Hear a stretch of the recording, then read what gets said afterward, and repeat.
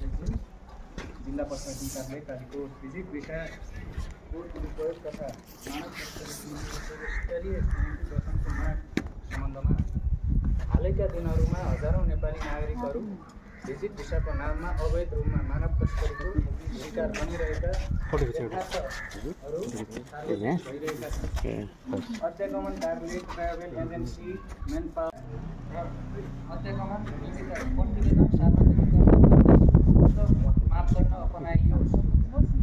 4 छानबिनको सम्पूर्ण प्रक्रिया प्रादेशिक तथ्यमा आधारित र समय सीमाभित्र सम्पन्न गरियोस्। भिजिट भिसा नाममा मानव तस्कर संलग्न दोषी उप कानुन बमोजिम हदैसम्मको कारबाही पीडितहरूलाई संरक्षण, घात तथा क्षतिपूर्तिको समेत